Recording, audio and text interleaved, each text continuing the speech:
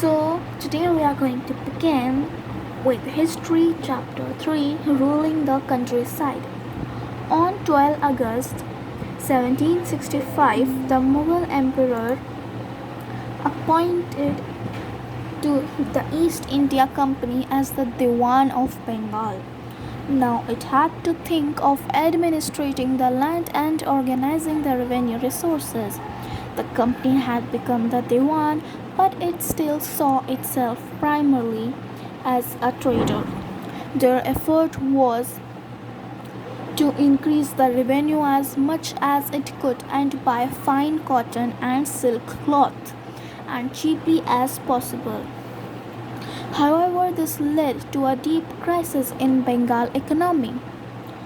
Artisans were running away from villages since they were being forced to sell their goods to the company at low prices. Peasants were unable to pay the dues that were being demanded from them. Artisanal production was in decline and agricultural cultivation showed signs of collapse. Then in 1770, a terrible famine killed 10 million people in Bengal. About one-third of the population was wiped out. The need to improve agriculture.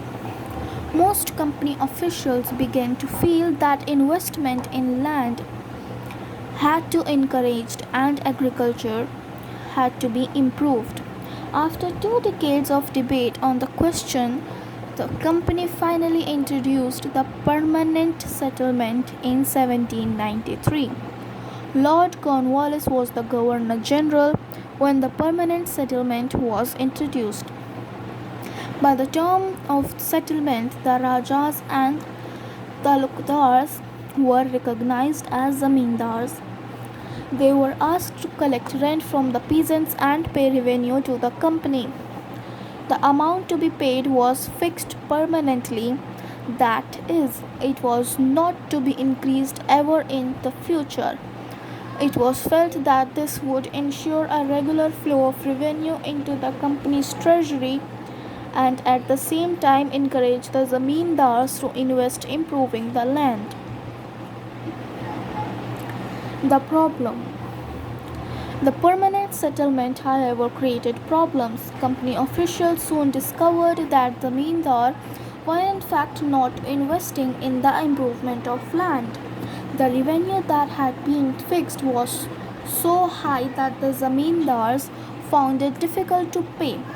Anyone who failed to pay the revenue lost his zamindari. The zamindars did not have the interest improving the land. In the villages, the cultivator found the system extremely oppressive. The rent he paid to the zamindar was high and his right on the land was insecure.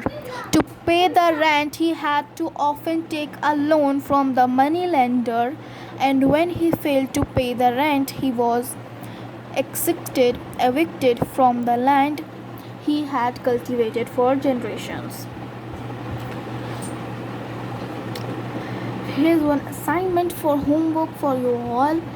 What economic hardships were being faced by the people of Bengal during the 18th century? When was the Permanent Settlement Act was introduced? Discuss in detail the merits and demerits of Permanent Settlement Act in Bengal. So here our session ends. Thanks for watching. Bye bye.